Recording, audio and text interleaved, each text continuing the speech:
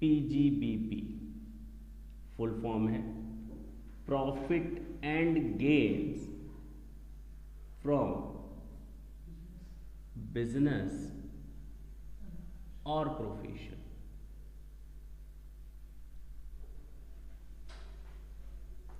ये चैप्टर हम लोग का द मोस्ट इंपॉर्टेंट है। ये चैप्टर हम लोग को केवल आज सीए आईपीसीसी या सीएमए इंटर तक सपोर्ट नहीं करेगा, बल्कि सीए सीएस सीएमए फाइनल और जब हम प्रैक्टिस करने निकलेंगे मार्केट में तो भी हमें ये सपोर्ट करेगा। कहने का मतलब ये कि इस चैप्टर की कहानी केवल यहीं शुरू और यहीं ख़त्म नहीं होगी, बल्कि पूरी लाइफ टाइम चलती रहेगी। सर क्या है इस चैप्टर में? इस चैप्टर से आपसे CA IPCC, CS executive, CMA inter, CA final, CS final और CS professional and CMA final में भी क्वेश्चन अच्छे खासे पूछे जाते हैं। बिल्कुल, बहुत ही अच्छे क्वेश्चंस पूछे जाते हैं और बच्चों को सबसे ज़्यादा प्रॉब्लम इसी चैप्टर में होती है। अगर मैं बात करूं कि हम लोग का टोटल इनकम टैक्स 4 महीने रन करेगा, तो अकेले ये चैप्टर 1.5 मंथ ले लेता है अप्रॉक्स। तो अब इसकी इंपॉर्टेंस ऐसे ही समझ में आ जाती है कि 4 महीने के लेक्चर में 1 से 1.5 महीना अकेले हमारा केवल एक चैप्टर ले लेगा। अच्छा, अच्छी बात है इस चैप्टर के साथ, बुरी बातें तो हम लोगों ने देख ली। सबसे अच्छी बात कि इसमें इतने सारे प्रोविजंस हैं कि दिमाग में सेट रखना मुश्किल होता है। तो सर ये अच्छी बात का है। इन केस अगर आपने कोई लेक्चर मिस कर दिया तो डरने और घबराने की जरूरत नहीं है। नॉर्मली किसी भी एक सेक्शन का दूसरे सेक्शन से कोई इंटरलिंक नहीं है। आप अगर यहां से भी स्टार्ट करते हैं, it won't create any problem at all. बाद में आप इसको कवर कर सकते हैं अपनी कन्वीनियंसी से। अच्छा, अब स्टार्ट करते हैं। हम लोगों ने सेक्शन 15 देखा था, चार्जिंग सेक्शन ऑफ सैलरी, हाँ या ना? Charging section of salary. जब हम सेकंड हेड ऑफ इनकम पर आए थे, हाउस प्रॉपर्टी, तो उस समय हम लोगों ने सेक्शन 22 देखा था, charging section of income from house property. आज जब हम third head of income start करने जा रहे हैं तो इसका चार्जिंग सेक्शन है section 28, charging section of PGBP. क्या है ये चार्जिंग सेक्शन? इस चार्जिंग सेक्शन की अगर हम बात करें तो नॉर्मली इस सेक्शन को पढ़ाया नहीं जाता। ना पढ़ाने के पीछे उद्देश्य तो हमें नहीं समझ में आया कि what is the main object to leave this section as such. बहुत ही इंपॉर्टेंट सेक्शन है। जिस तरह बिना इस सेक्शन को पढ़े हम लोग सैलरी स्टार्ट नहीं कर सकते थे, जिस तरह बिना सेक्शन 22 की स्टडी किए हम हाउस प्रॉपर्टी नहीं स्टडी कर सकते थे, उसी तरह हम बिना सेक्शन 28 के पीजीबीपी स्टार्ट नहीं कर पाएंगे। कई सारे ऐसे पॉइंट आपको इस सेक्शन में मिलेंगे जो शायद आप लास्ट तक ना समझ पाते और हमेशा एक कंफ्यूजन माइंड में रहता। तो सर बता दीजिए व्हाट इज सेक्शन 28। स्टार्ट करें। पहला पॉइंट बहुत ही इजी है, एनी प्रॉफिट और गेन। अच्छा, 2 मिनट के लिए इसको स्टॉप करते हैं। प्रॉब्लम ये आती है सर, हम अगर बिजनेस या प्रोफेशन के इनकम की बात कर रहे हैं, हम किसकी बात कर रहे हैं? बिजनेस या प्रोफेशन के प्रॉफिट्स या गेन्स की बात कर रहे हैं। पक्का? हम किसी लॉस की बात नहीं कर रहे हैं। हम किसकी बात कर रहे हैं? केवल प्रॉफिट एंड गेन्स की, लॉसेस की बात नहीं होती। किसकी बात नहीं होती? ऐसा कर नहीं है। पहले ही लेक्चर में मैंने ये चीज क्लियर कर दी थी कि इनकम का मतलब positive income as well as negative income भी होता है। प्रॉफिट का मतलब positive profit as well as negative profit भी होता है।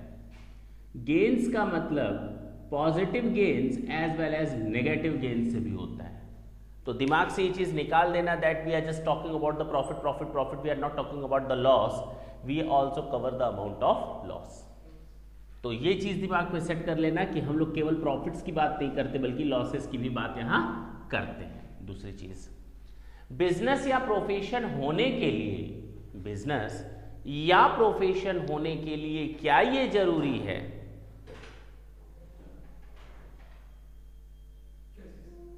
कि थ्रू आउट द ईयर हम लोग बिजनेस चलाएं? क्या 12 के 12 महीने हम लोग बिजनेस रन करें? क्या एक महीना बिजनेस रन करोगे पीजीबीपी में आ जाएगा? हाँ, एक दिन अगर हम कोई ट्रांजैक्शन करेंगे वो पीजीबीपी में आएगा। एक ट्रांजैक्शन अगर हम कर देते हैं that is also sufficient to fall under the head PGBP. यानी number of transactions doesn't matter. आप न्यूमरस ट्रांजैक्शंस करते हैं, आप फ्रीक्वेंट ट्रांजैक्शन करते हैं, इससे कोई लेना देना नहीं, इससे कोई लेना देना नहीं। नंबर ऑफ ट्रांजैक्शंस का कोई फर्क नहीं पड़ता। अगर आपने अपने साल भर में किसी एक बिजनेस ट्रांजैक्शन को भी कर दिया, किसी भी समय कर दिया, that is more than sufficient. आपकी उस ट्रांजैक्शन से अराइज होने वाली इनकम या लॉस पीजीबीपी में जाएगा। That's it. इसके अलावा सोचना बेकार है। समझ में आई बात? आगे बढ़ सकते हैं। पहला पॉइंट ढंग से देखेंगे, सेक्शन 28 का पहला पॉइंट, एनी प्रॉफिट और गेन अराइजिंग फ्रॉम बिजनेस और प्रोफेशन। एनी प्रॉफिट और gain arising from business or profession carried on by the assessee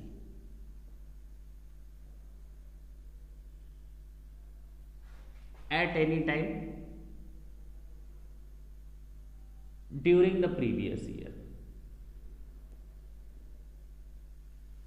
अच्छा सर, कोई भी प्रॉफिट या गेन अराइज हुआ हो हमारे बिजनेस या प्रोफेशन की एक्टिविटी से जो कि किया जाता है एसएससी के द्वारा किसी भी समय, at any time, at any moment of time during the previous year. That's it. कितना सिंपल है। पहला जो मैंने अभी बताया, एनी प्रॉफिट और गेन अराइजिंग फ्रॉम बिजनेस और profession carried on by the assessee at any time during the previous year. That's it. बहुत सिंपल था सर, इसमें तो कुछ है ही नहीं। पॉइंट नंबर 2,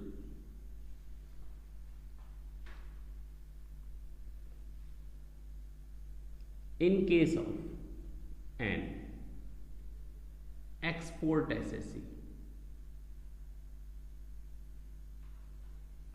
अगर हम एक्सपोर्ट एसएससी की बात करते हैं, किसकी बात करते हैं? अच्छा, यानी हम इंपोर्ट करने वाले एसएससी की बात नहीं करते। क्यों ना? जरा ढंग से देखेंगे। यहां इंपोर्ट एसएससी भी आएगा, लेकिन कैसे आएगा जरा ढंग से देखेंगे। फिलहाल हम किसकी बात कर रहे हैं? In case of an export SSC. Point number 1, profit on sale of import licence. Sir आप ये क्या लिख रहे हैं?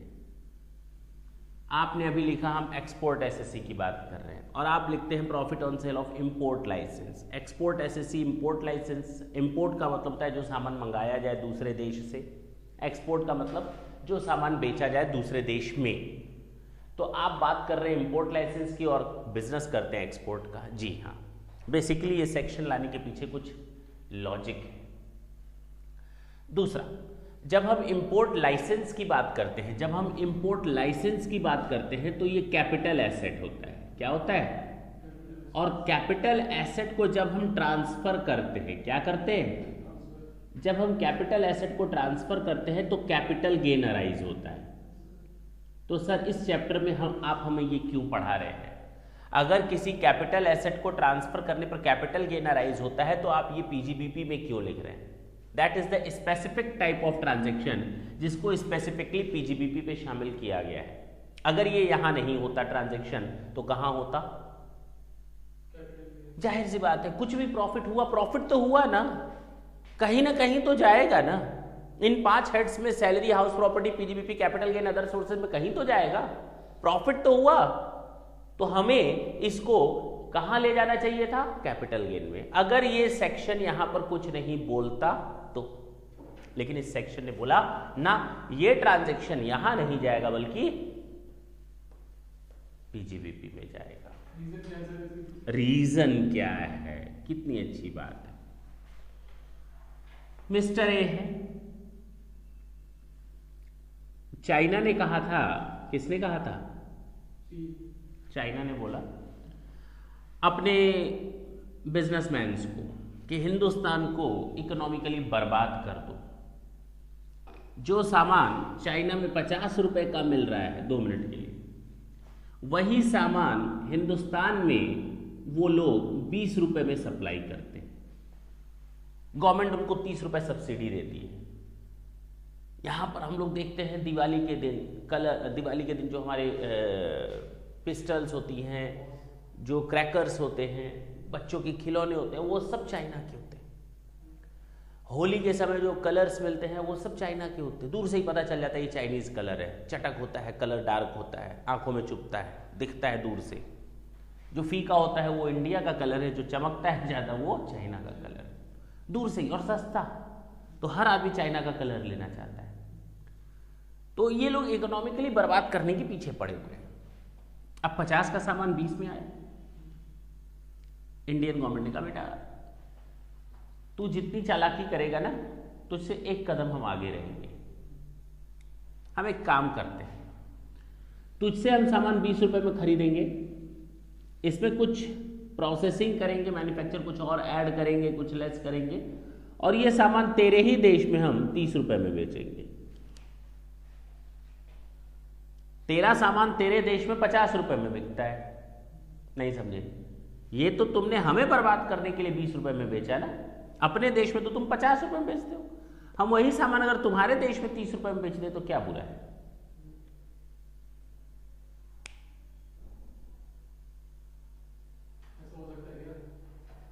क्या दिक्कत है?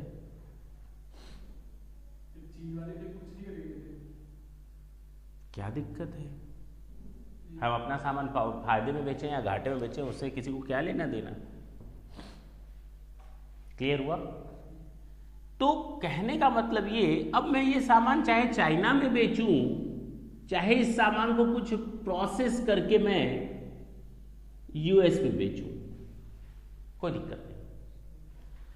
अगर हम ये सामान इंडिया में बनाकर इंडिया में बेचते तो शायद यहां के बिजनेस को हैम्पर करने का काम करते। मैं इंडियन सिटीजन हूं, मैं चाइना का सपोर्ट कर रहा हूं, इसका मतलब वहां का सामान खरीद करके इंडिया में बेच रहा हूं, यहां की इंडस्ट्री हैम्पर करेंगे।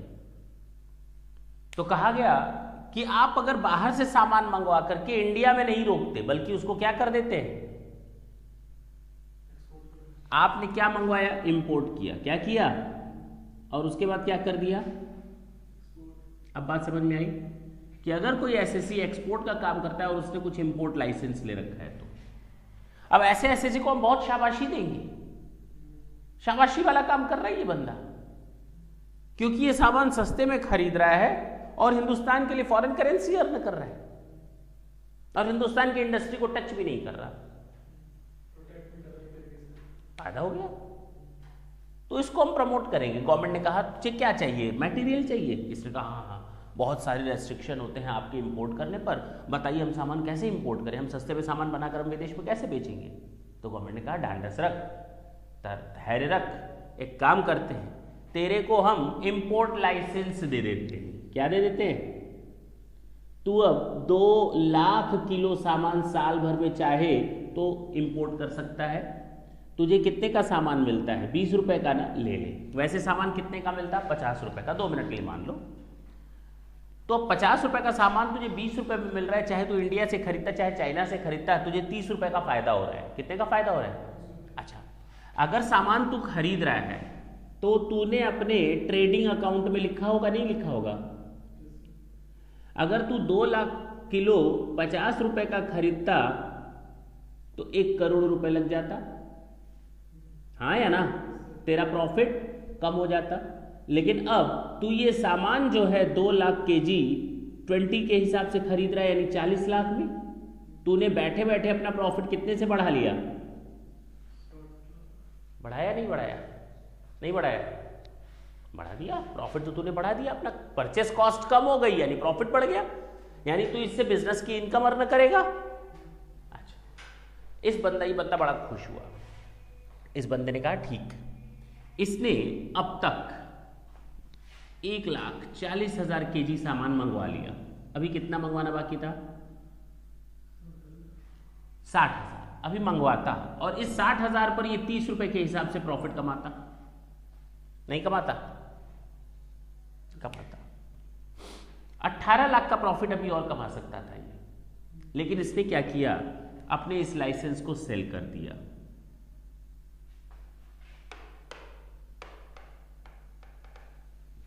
अपने इस लाइसेंस को क्या कर दिया? कितने रुपए में? 10 रुपए में। कितना रुपया पा गया? 6 लाख। कितना कमा सकता था? 18 लाख। अब कितना कमा रहा है? 6 लाख। 18 लाख के बदले 6 लाख। मैं नहीं बोल रहा, तुम बोल रहे हो। 18 लाख के बदले तो 18 लाख किस चीज का नुकसान हुआ? बिजनेस का लॉस।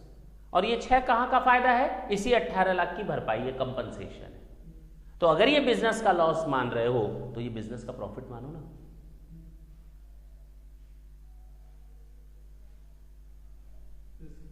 अगर ये बिजनेस का लॉस मान रहे हो तो ये बिजनेस का प्रॉफिट भी तो हो गया।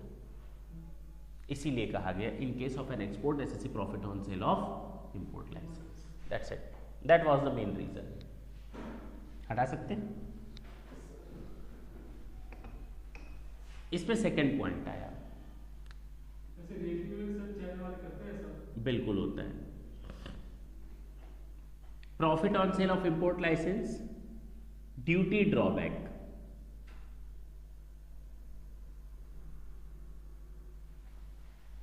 ड्यूटी ड्रॉबैक क्या होता है? हम अभी भी बात कर रहे हैं एक्सपोर्ट एसएससी की, ध्यान देना। अगर कोई एसएससी है जो ड्यूटी पे करता है और गुड्स परचेस करता है, सामान परचेस करता है ड्यूटी दे करके, उसके बाद इस सामान को ये एक्सपोर्ट कर देता है, तो बताओ गवर्नमेंट उसको फायदा दे रही है या घाटा दे रही है? कैसे? ड्यूटी। अरे तुम सामान विदेश में बेचना चाह रहे हो, सस्ते में बेचो ना, महंगा बेचोगे कौन खरीदेगा? कंपटीशन से बाहर कर दिए जाओगे। तो गवर्नमेंट ने कहा हम आपको ये ड्यूटी वापस कर देंगे। कह सकते हो ना रिफंड, एग्जैक्ट मीनिंग नहीं है, मैं गलत बोल रहा हूं, लेकिन दिमाग में सेट करने के लिए दैट इज सफिशिएंट, क्योंकि अभी आप लोग का लेवल अभी उस लेवल पर नहीं है कि हम ड्यूटी ड्रॉबैक का एग्जैक्ट मीनिंग समझा सके, कब मिलती है ड्यूटी ड्रॉबैक, क्या कंडीशंस होती हैं। आओगे तो वो भी समझोगे। तो उतने झंझट में ना पढ़ के बस ये समझ लो it is a refund of our duty, normal layman की लैंग्वेज में। तो जो मैंने ड्यूटी पे की है गवर्नमेंट उसको रिफंड करती है। तो अगर मैंने ड्यूटी सामान खरीदते समय पे की थी तो ट्रेडिंग अकाउंट में मैंने अगर 50 लाख का सामान खरीदा था और 10 लाख रुपए की ड्यूटी पे की थी, तो टोटल कितने रुपए का सामान खरीदा? आज अगर गवर्नमेंट हमको इसमें से 3 लाख वापस कर दे तो ये इनकम हुई या नहीं हुई? अगर 10 लाख रुपए मेरा लॉस था तो 3 लाख रुपए ड्यूटी की वापसी इनकम हुई या नहीं हुई? This is your business income, this is your business income. हटा दें? Third, in the same way cash assistance.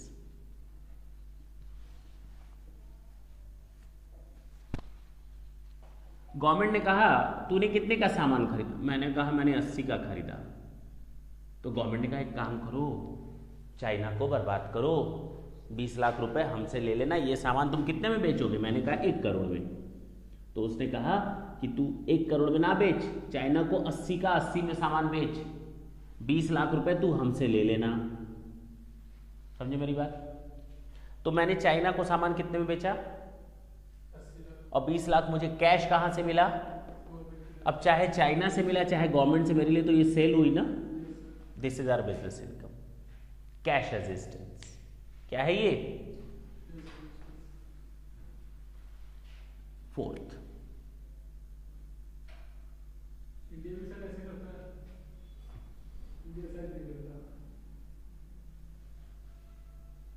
देखिए next, in case of an export SSC, profit on sale of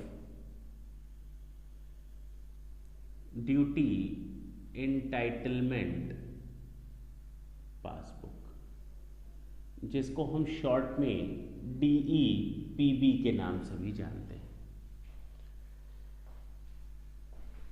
क्या है ये DEPB?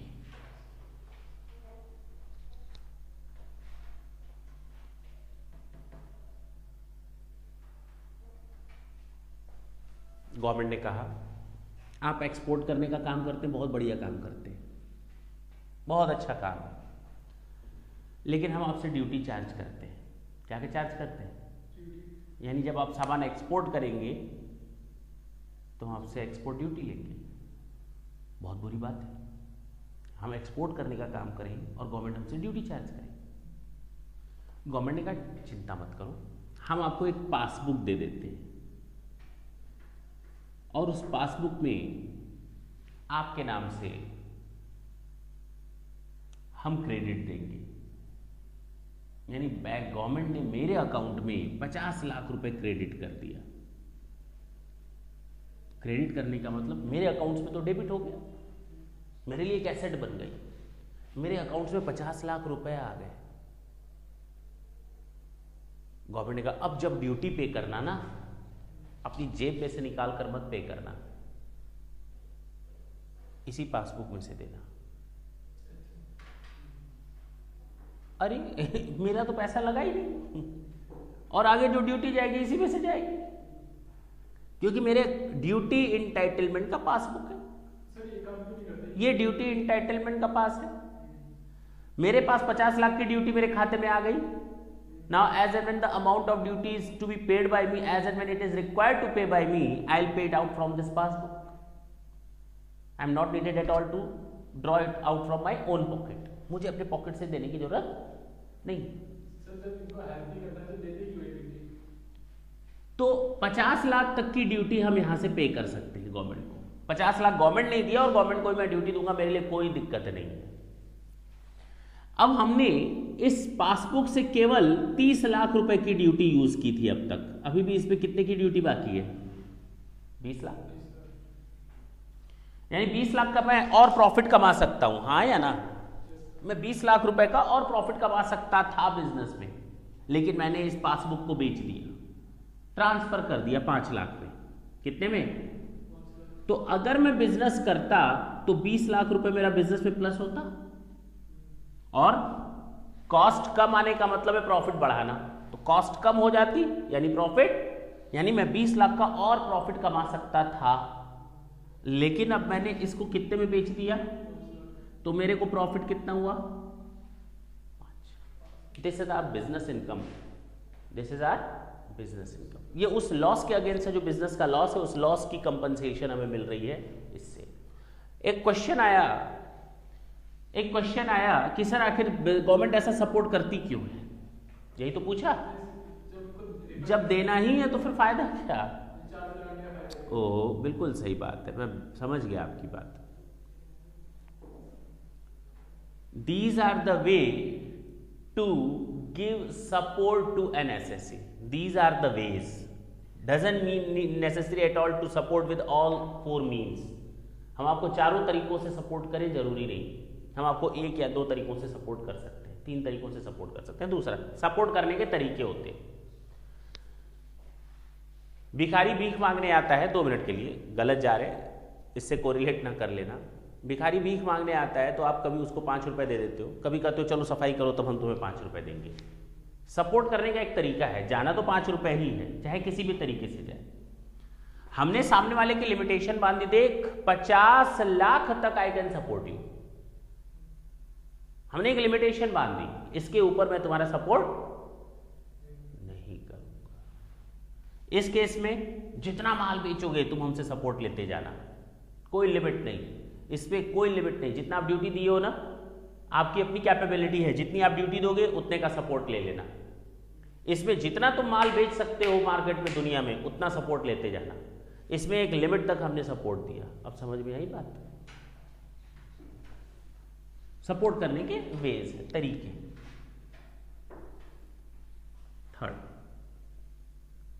मैंने आपको फर्स्ट चैप्टर में एक टॉपिक पढ़ा दिया था, की मैन इंश्योरेंस पॉलिसी। यहां तो सैलरी चैप्टर में, यहां तो फर्स्ट चैप्टर में मैंने आपको ये चीज बहुत अच्छी तरीके से बताई थी, की मैन इंश्योरेंस पॉलिसी क्या होती है।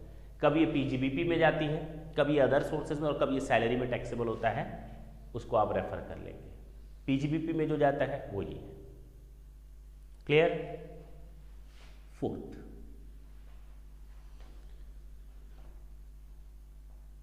हुआ क्या?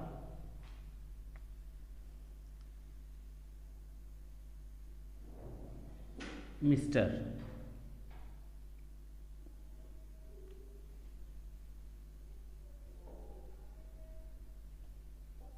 प्रकाश, ये घड़ी कंपनी के सेल्स एजेंट हैं, बहुत बड़े एजेंट हैं, और साल भर में ये महोदय 10 करोड़ की सेल कर देते हैं। कितने की सेल कर देते हैं? घड़ी साबुन की 10 करोड़ तक की सेल कर देते हैं।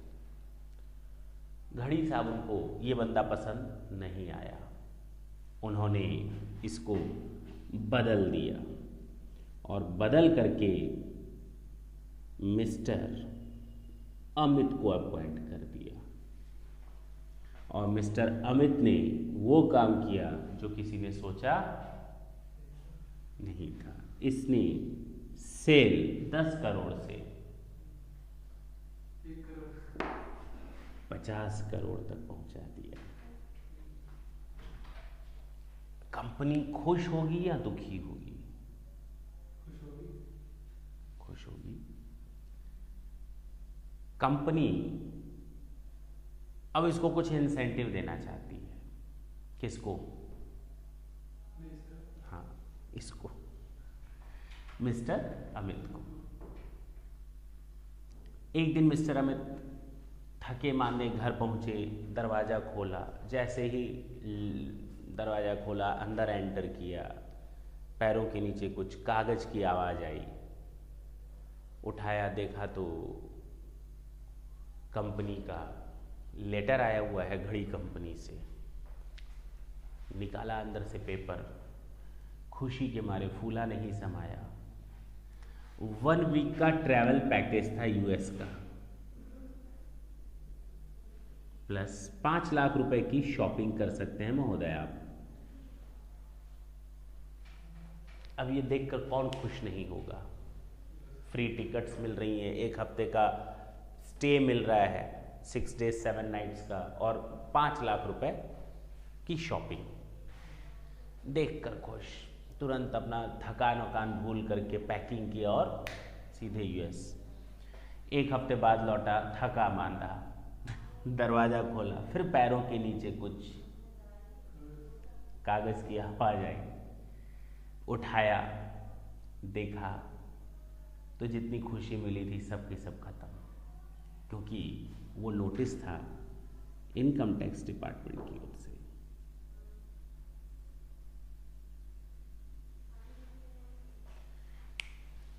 इनकम टैक्स डिपार्टमेंट ने कहा कि जो भी आपने ये किया है,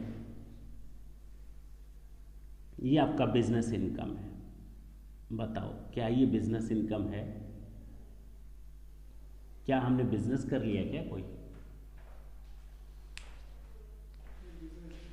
ये बिजनेस नहीं है अगर देखो तो। लेकिन अगर तुमने ये सेल 1 करोड़ कर दी होती तो क्या तुम्हें ये फायदा दिया जाता? ये फायदा क्यों दिया गया? क्योंकि आपने बिजनेस अच्छा परफॉर्म किया है। हाँ या ना? मानते हो या नहीं? यानी ये फायदा रिलेट करता है आपके बिजनेस से। ये फायदा रिलेट करता है आपके बिजनेस से। आपने अच्छा बिजनेस का परफॉर्मेंस दिया जिसके कारण आपको ये बेनिफिट मिला। This is your business income. अगर आप वो नहीं करते तो ये भी नहीं मिलता। तो आपको जो ये इनकम हुई है that is your business income. That is not in terms of cash, ये इन कैश नहीं है। तो सर क्या ये परक्विजिट है? हाँ, ये परक्विजिट्स है जो नॉन मॉनेटरी आइटम्स होते हैं। याद आया? तो क्या सर बिजनेस इनकम परक्विजिट्स भी हो सकती है? बिल्कुल हो सकती है। एनी बेनिफिट और amenity whether convertible into money or not।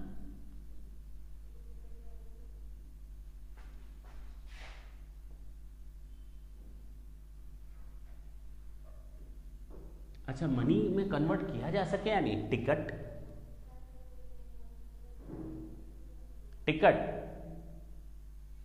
आपको जो दी गई है, आप चाहे तो जा करके उसको कैंसिल करवा कर पैसा ले लीजिए, या तो बेटा जाना है तो तुम्ही को जाना है।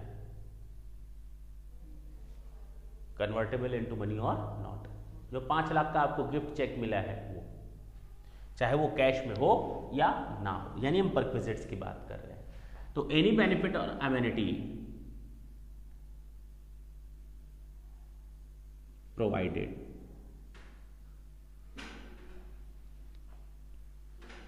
फॉर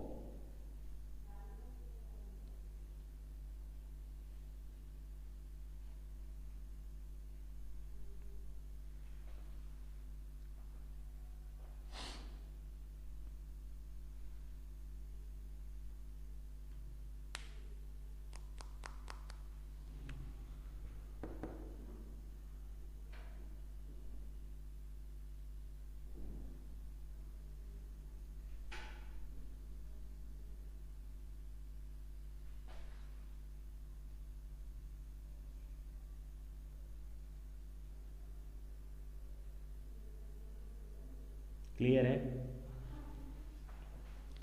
एनी बेनिफिट और एम्यूनिटी प्रोवाइडेड फॉर और against better performance of business और exercising of profession. Is it okay? Point number 5। हम लोग को अच्छी तरह मालूम है कि ये पार्टनरशिप फर्म है। ये फर्म अपने पार्टनर्स को, मिस्टर एक्स को सैलरी देती है, मिस्टर वाई को बोनस दिया, जो पार्टनर है मिस्टर जेड को इंटरेस्ट दिया, कमीशन दिया। तो एक पार्टनरशिप फर्म अपने पार्टनर्स को बोनस, सैलरी, इंटरेस्ट, कमीशन, रिमनरेशन इस तरह से कुछ भी दे सकती है। दे सकती है, नहीं दे सकती? और हम लोग को एक चीज अच्छी तरह मालूम होनी चाहिए। सर वो कौन सी चीज है जो अच्छी तरह मालूम होनी चाहिए? पार्टनरशिप फर्म और उसके पार्टनर्स की सेपरेट एंटिटी नहीं होती, वो सेपरेट एंटिटी नहीं माने जाते। याद रखना, पार्टनरशिप फर्म और पार्टनर्स दोनों की सेपरेट एंटिटी नहीं होती। लेकिन लेकिन लेकिन दोनों की सेपरेट टैक्स एंटिटी होती है। टैक्सेशन के पॉइंट ऑफ व्यू से पार्टनरशिप फर्म अलग और पार्टनर्स अलग माने जाते हैं।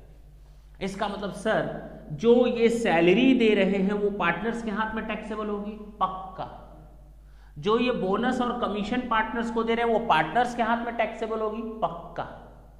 यानी whatever the partners will get from the partnership firm, from their partnership firm will charge to tax in the hands of the recipient, means partners, and not in the hands of the firm. जबकि normally दोनों की entities में कोई फर्क नहीं है, ये यही टैक्स लग जाना चाहिए था पार्टनरशिप फर्म, लेकिन ना, छूट दी गई। कहा गया आप अपने पार्टनर्स को सैलरी, बोनस, कमीशन, रिमनरेशन दो, उसकी छूट ले लो, आप जितना बचे उस पर आप टैक्स लगा दो फर्म पर, और जितना ये लोग फर्म से लेंगे उस पर ये टैक्स लेंगे।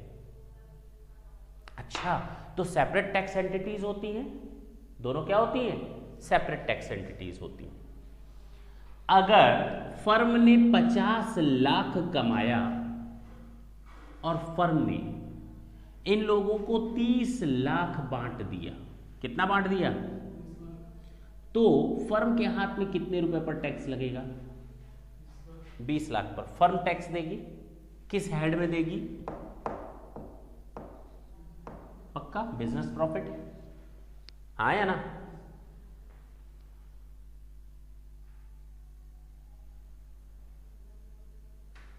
इनको जो 30 लाख मिला है यहां से, वो किस हेड में टैक्सेबल होगा? सैलरी किस हेड में टैक्सेबल होगा?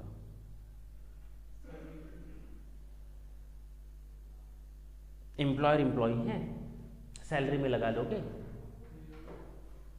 दिमाग में अब ये बात डाल लो, दोनों में कोई फर्क नहीं होता, लेकिन टैक्स एंटिटीज के लिए दोनों को अलग किया गया है। दोनों में कोई फर्क नहीं है, लेकिन टैक्सेशन के पॉइंट ऑफ व्यू से दोनों को अलग किया गया है। तो इसका मतलब whatever the amount they will get from their partnership firm will charge to tax under the head PGBP. दोनों में कोई फर्क नहीं है। देखो ना 50 लाख, दोनों में कोई फर्क नहीं है, दोनों लोग किस हेड में टैक्स दे रहे हैं? यानी कि पार्टनर्स को आप जो कुछ भी दोगे वो पीजीबीपी हेड में ही जाएगा। क्लियर है? पक्का? जरा देखो, any salary, bonus, commission, interest और other remuneration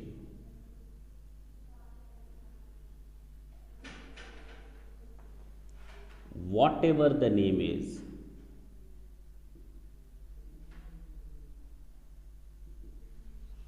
received by partners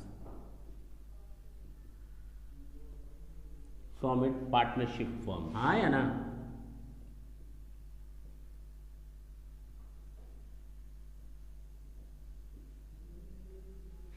is chargeable to tax under the head PGBP, वही तो बता रहे। यानी any amount of salary, bonus, commission, interest, remuneration, whatever the name is very much chargeable to tax under the head PGBP and not under the respective heads. Clear है? हटा सकते हैं।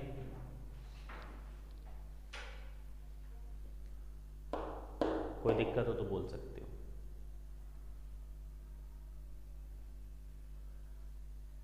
दो पॉइंट और मुझे बताने हैं, और पॉइंट नंबर 8 में यहां लिख रहा हूं, ऊपर हटा रहा हूं। Point number 8 section 35 AD.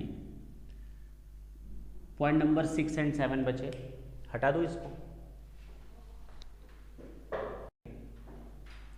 Sir आपके 8, जब हम लोग सेक्शन 35 एडी इस चैप्टर में पढ़ेंगे ना, उस समय पहले इसको समझेंगे, उसके बाद जब समझ लेंगे तब हम रिवीजन करते समय बताएंगे, देखो सेक्शन 35 एडी में बताया था, उसका मीनिंग ये है।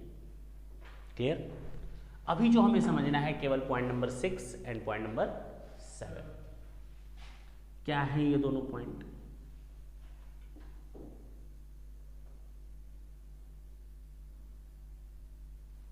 Any compensation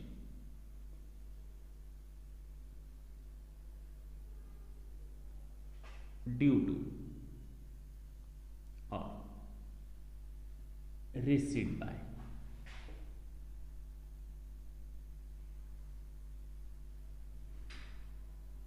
on account of number 1 termination or modification in terms of a contract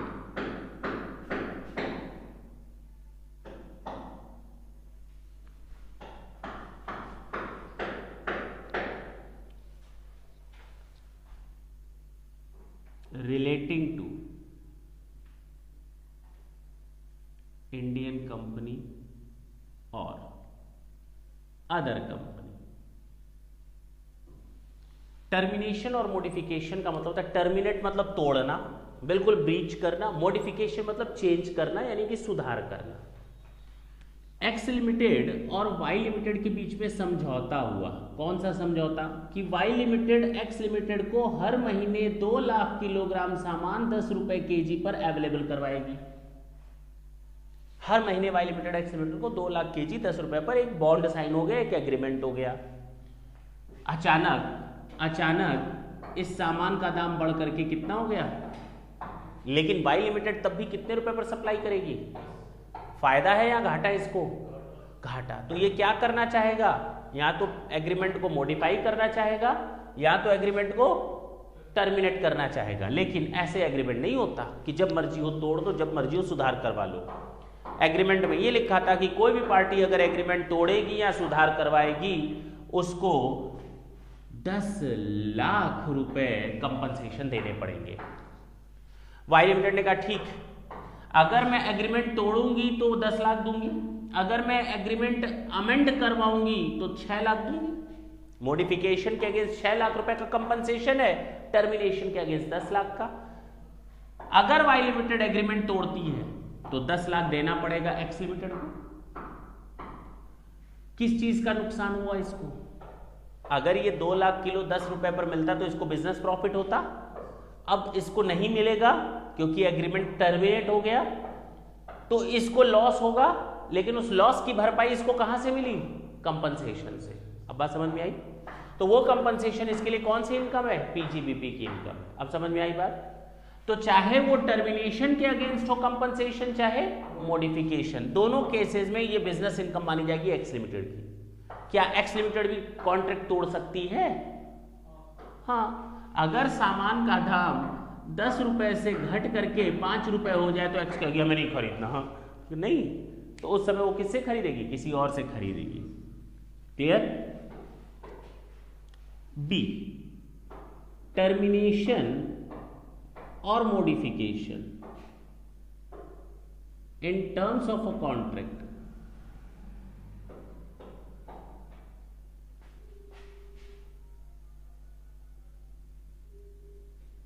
अच्छा सर सेम तो है, relating to, okay, Indian firm और इंडियन एजेंसी। बोलो ना, दोनों में फर्क है। यहां पर था इंडियन कंपनी और other company. Other company means includes foreign company, बोल सकते हो, यानी यहां पर फॉरेन कंपनी आएगी, यहां फॉरेन कंपनी आ सकती है क्योंकि इंडियन कंपनी और अदर कंपनी, कोई भी कंपनी हो आ सकती है। But here in this case केवल Indian firm and Indian agency ही आएगी, इसके अलावा कोई चारा नहीं। सी, ढंग से सुनेंगे, wasting of the management in favor of government,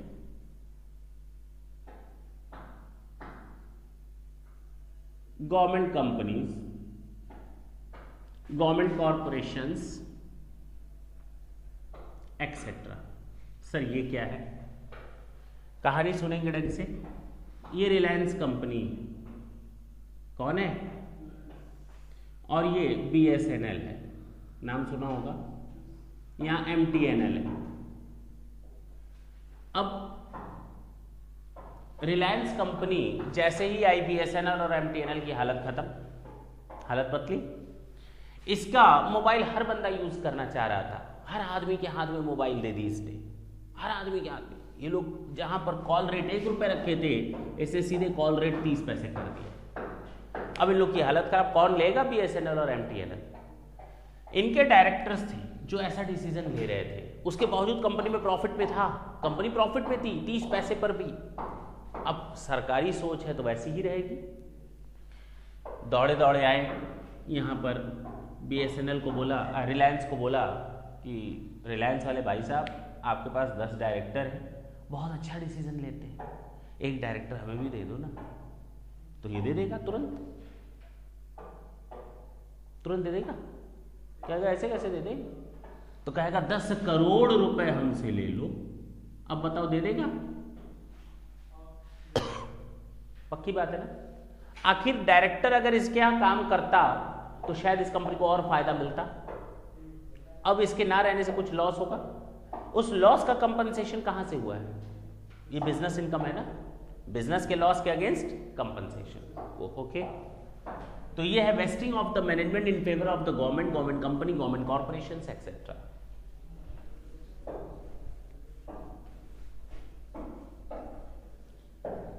last point number 7, any compensation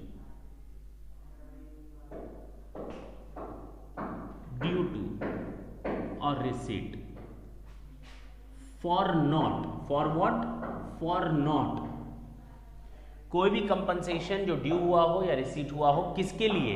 इसको ना करने के कारण। किसको ना करने के कारण कंपनसेशन मिला? पहला point, for not carrying out any business activity.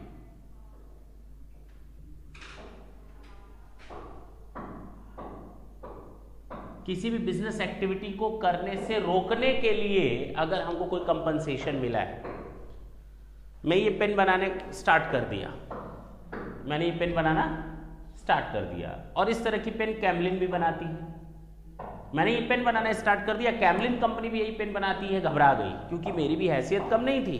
उसे मालूम था कि अगर इसका ब्रांड मार्केट में आया तो मेरे ब्रांड को थोड़ा धक्का लगेगा, मार्केट शेयरिंग हो जाएगी। ये भी बंदा कम नहीं है, दौड़े दौड़े मेरे पास आया। उसने कहा, देख तेरे पास ऑलरेडी 10 बिजनेस चलते हैं, तू पेंसिल बनाता है, इरेजर बनाता है, शार्पनर बनाता है, 10 बिजनेस करता है, तू पेन के बिजनेस में आएगा, मेरा शेयर मार ले जाएगा। एक काम कर, पेन का बिजनेस बंद कर। क्या करो? बिजनेस या बिजनेस की कोई एक्टिविटी बंद करो। अगर कंप्लीट बिजनेस बंद करने के लिए मुझसे बोले तो कैपिटल गेन का पार्ट है, लेकिन उसने मुझसे कंप्लीट बिजनेस ही बिजनेस की एक एक्टिविटी बंद करने के लिए बोला और उसके अगेंस्ट मुझे कंपनसेशन दिया। अगर मैं वो बिजनेस एक्टिविटी करता तो मुझे कुछ ना कुछ फायदा मिलता। अब मैं वो बिजनेस एक्टिविटी बंद कर रहा हूं तो मुझे उसके लॉस के अगेंस्ट क्या दिया उसने? कंपनसेशन। 10 करोड़, 20 करोड़, 50 करोड़, वो मेरे लिए क्या है? Business income. क्लियर हुआ? Last, any compensation due to और receipt for not sharing any know-how, patent, copyright, trademark, franchising, license fees, formula or such type of commercial rights.